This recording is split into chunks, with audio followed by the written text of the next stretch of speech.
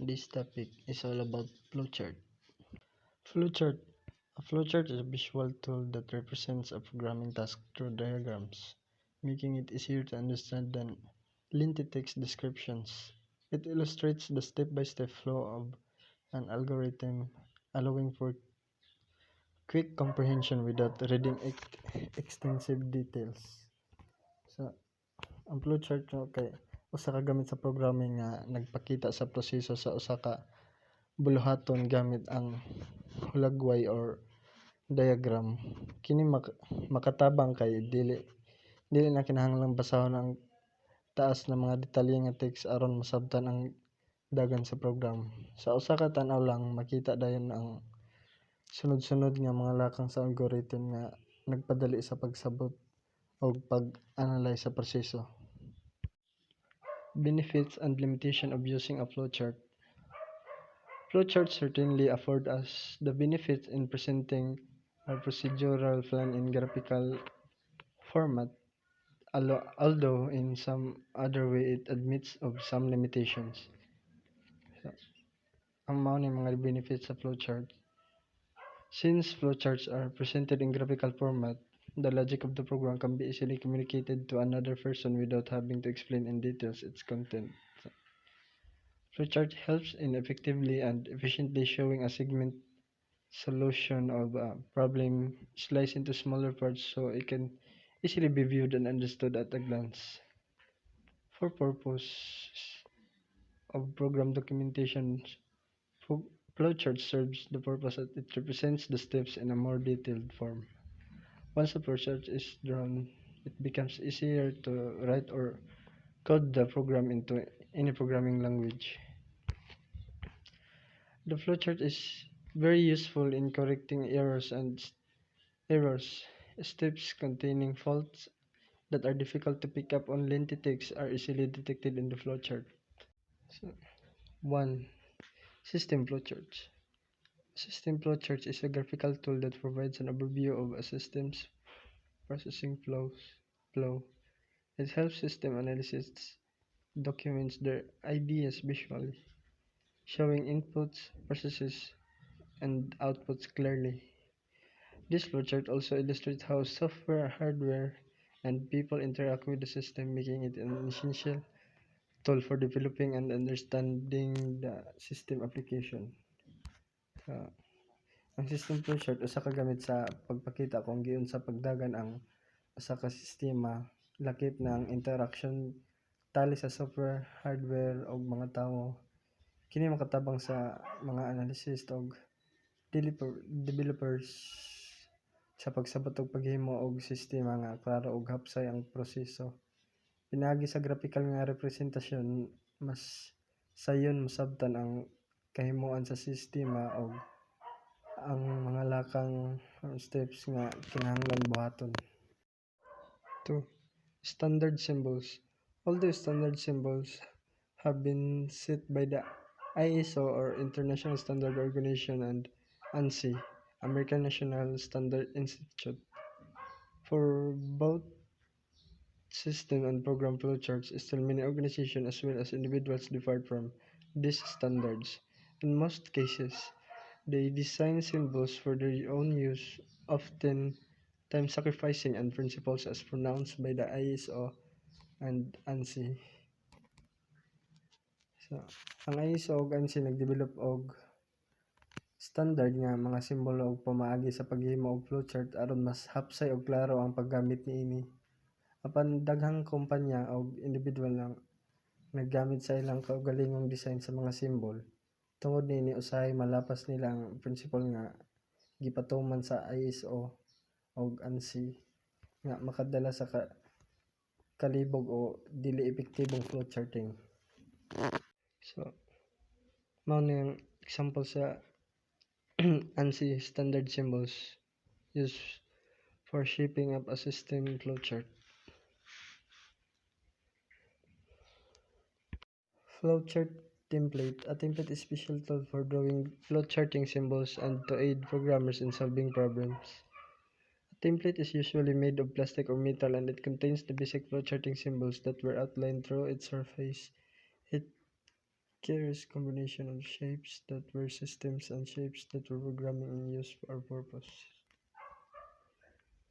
So, ang template usa ka gamit niya makatabang sa mga programmer sa paghimo og flowchart. Kini kasagaran hinimo sa plastic o metal ug adunay nagkalain-laing symbol nga gigamit sa system ug programming. Pinaagi sa template mas sayon og hapsay ang pagguhit sa mga diagram nga makatabang sa pagsabot sa dagan sa program ug sa pagsulbad sa mga problema nga walay kalabutan sa proseso. Mao ni ang example sa flowchart template. Programming flowchart symbols. Giving in page 10 are common symbols used in flowcharting, but these symbols are not enough to represent visual solution. This is why some notation and other symbolic operators are supplied to provide an appropriate boxes with what they need to express processing intents. So, ang mga simbolo sa flowchart nga gipakita sa page 10 daw kaya makatabang sa paghimo og diagram upan dili kini igo aron mapadayag ang tanang proseso. Mao nga gigamit ang dugang nga notation og simbolo operation aron mas klaro ang kahulugan sa matag kahon o sa flowchart. Kini makatabang sa mas hapsay nga pagrepresentar sa mga proseso sa programming ug system development. So, mao ni ang symbols. As previous emphasized, gain approvals from the American National Standard or ANS and International Standard Organization or ISO. Symbolic terms and usage. One important thing to consider before writing a flowchart is a good familiarity with flowcharting symbols, terms, and their usage.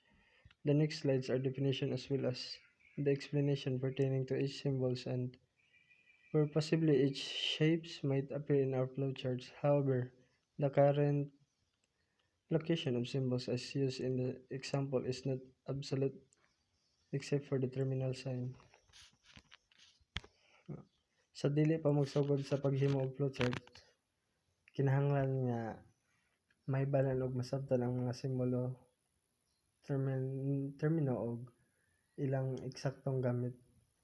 Ang sunod nga slide magpakita sa kahulugan og gamit sa mga simbolo. Lakip na kung asa kini kasagaran makita sa flowchart. Apan gawas sa terminal sign, ang position sa ubang mga simbolo mahimong mausab depende sa proseso nga gihimo. Terminal. Oval niya siya nga shape.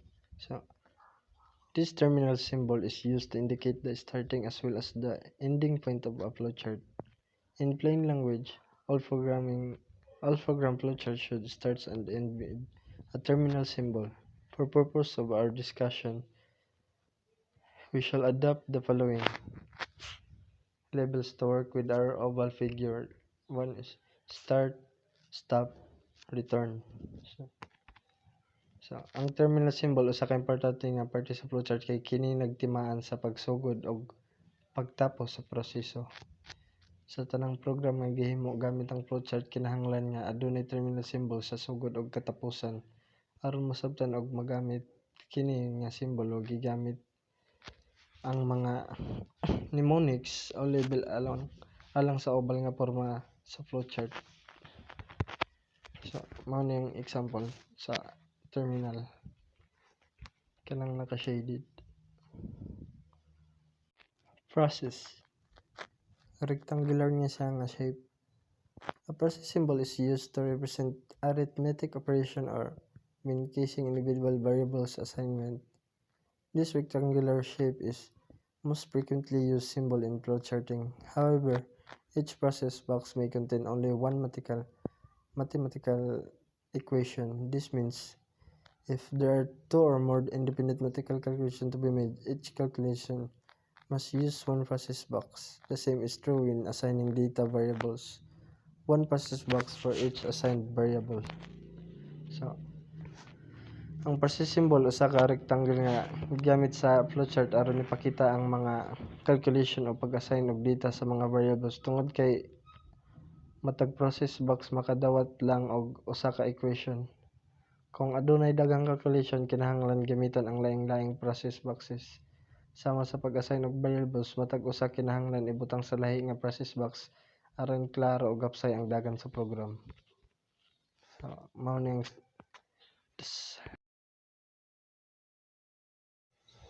ni ang example kanang naka-shaded.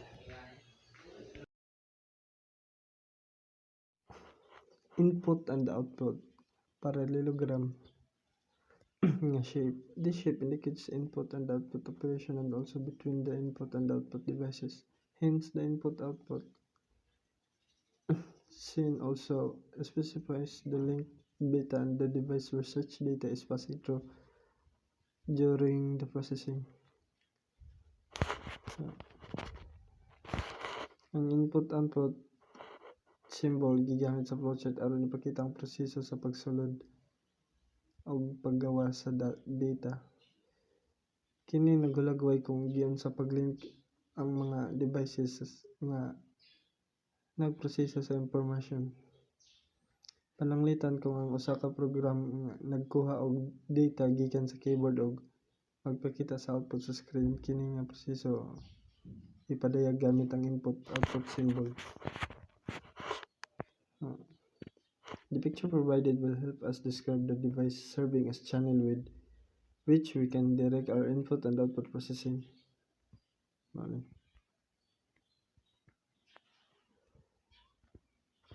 So, ingani yun ang example.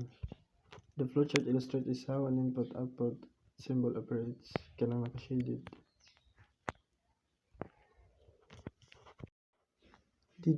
Decision. Diamond ni nga shape.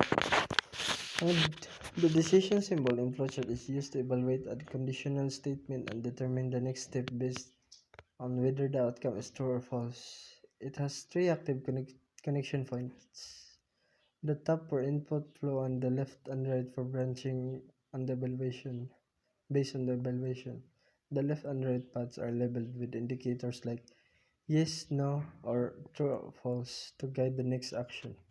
So, ang decision symbol usa ka hinungdanon nga parte sa flowchart nga nagbuot kung asa mawagi ang proseso depende sa resulta sa usa ka condition. Kung ang condition matinuod or true, musabay kini sa usa ka agianan. Kung false, moagi kini sa laing dalan. Adunay tulo ka connection, ang taas para sa input ug ang wala ug tuo para sa decision. Kini nga symbol makatabang paghimo og logical branching sa usa ka programa. So, mao ning example. The following flowchart demonstrate how a decision symbol is used to evaluate an expression. Predefined. The predefined process symbol represents a subroutine or function separating specific processing steps from the main program. In structured programming, using subroutines ensure code reusability, prevents redundancy, and improves maintainability. Placing all processes in a single flowchart should be avoided as it leads to repetitive coding, making the program lengthy, yet time-consuming, and difficult to manage. So, ang predefined process symbol usa ka hinungdanon nga parte sa flowchart nga nagpakita sa usa ka subroutine or function. Kini nga pamagi makatabang sa pag-usab-usab sa code nga walay kalisod. Paglikay sa redundant nga coding o paghimo sa program nga mas dali i-maintain. Kung ibutang tanan nga proseso sa usa lang ka flowchart, mahimo kining taas komplikado ug lisod dumalahan. Mao nga mas maayo nga ipabuwag ang pipila ka process pinagi sa subroutine o function aron mas limpyo ug epektibo ang program. So, example. Kung gamiton ang predefined process aron tawagon ang usa ka subroutine temporary nga mobalhin ang control ngadto niini, ang return command mopabalik sa program ngadto sa main flowchart human sa pagpatuman. Kung stop ang gamiton, mohunong ang program sa dili sakto nga paagi og dili na mobalik sa main routine. Preparation. hexagon niya siya nga shape. The preparation box is used to define multiple variables in a flowchart. Unlike the process box, which typically handles one at a time, it must follow the start symbol appear only once and be used exclusively for variable definition. Its size can be adjusted to accommodate multiple variables. So, ang preparation box usa ka special nga simbolo sa flowchart nga gigamit aron mag-declare og daghang variable sa usa ka process. Dili sama sa process box nga kasagaran naghandle lang og usa ka variable matag higayon. Ang preparation box makapadali sa pag-assign og daghang variables. Kinahanglan kini ibutang human sa start symbol. Gamit lang usa sa flowchart og para lang sa pag-define sa variables ang gidak-ong sa preparation box mahimong usab nga ipa-adapt depende sa kidaghanon sa variables nga kinahanglan i-declare. Sa example, nagpakita kung giun sa pagbutang ang daghang nga variables sa usa ka preparation box kanang flowchart B o kung giunsa kini pagbutang ngadto sa duha ka lahi nga process symbols kanang flowchart A. Sa flowchart B ang tanan nga variable mahimo nga idungan sa usa ka preparation box samtang sa flowchart A tagsa-tagsa nga process symbol ang gigamit aron ma-assign ang matag variable. On page connector, gamay ni siya nga circle nga shape. This symbol is typically small and is used to show a jump from one point to another within the same page. To show matching jump points, connector are labeled with a number or with an uppercase alphabet. So ang connector symbol usa ka gagmay nga timaan sa flowchart nga nagpakita kung asa magpadayon ang proseso kung maputol ang linya. Kini makatabang sa pag-organize sa dagko nga flowchart aron dili magsamok-samok ang daghang linya aron masayran kung asa kini nagkonektar. Gilabilan kini og numero o uppercase nga letra nga kaparehas sa laing tumoy sa connection. Mao ang example. Kung moabot na sa tumoy or sa ubos, ang pagpadayon ibutang sa tuo nga bahin duha ka gagmay nga lingin on page connector. Ang gigamit uban ang letra S sa link indicator sa connection. Kini makatabang sa pagpadayon sa dagan sa flowchart nga klaro ug organisado. Off-page connector, pentagon nga siya nga shape. The off-page connector, a small pentagon, indicates a flowchart continuation on another page. Matching connectors are labeled with unique uppercase letter to maintain flow. It is used when a flowchart spans multiple pages. So, ang off-page connector gigamit kung ang flowchart dili mosulod sa usa ka page o kinahanglan ipadayon sa sunod nga page. Kini usa ka gagmay nga pentagon nga simbolo nga makatabang sa pagsubay sa padayon nga proseso aron masayran kung asa kini nag-connect. Ang matag connector gilabilan og unique uppercase letter nga kaparehas sa konektadong simbolo sa sunod nga page. Mao ning example. Lahi-lahi sila nga page. Flow line or arrow ni siya. A flow line indicates the process flow in flowchart, guiding the reader through procedural sequences. It is also used with an arrowhead to show direction clearly and prevent confusion. Ang flow line usa ka linya nga adunay pana arrowhead na siya. Nga gigamit sa flowchart aron ipakita ang direksyon sa proseso. Kini makatabang sa magbasa sa pagsuway sa sunod nga buhaton. Kung walay arrowhead, mahimong maglibog ang magbasa kung asa padulong ang proseso. Busa kanunay kini gamiton aron klaro ang organisado ang flowchart. So, mao ning example ng mga arrow. Annotation. The annotation symbol highlights important details in a flowchart such as procedural names or remarks. It helps emphasize key points and clarify function or subroutines, ensuring better understanding.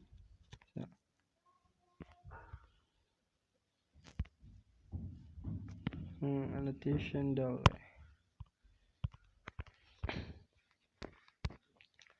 Ang annotation symbol usa ka espesyal nga simbolo nga naghatag og dugang kasayuran sa usa ka flowchart. Kini makatabang sa pagklaro sa mga function o subroutine pinaagi sa pagdugang og mga pangalan sa proseso o mga comment. Kini gamiton kung ang adunay mga espesyal nga detalye nga kinahanglan ipaisugda aron masabtan sa mga magbasa ang dagat sa programa. So, mao ni ang example. Tapos, the end.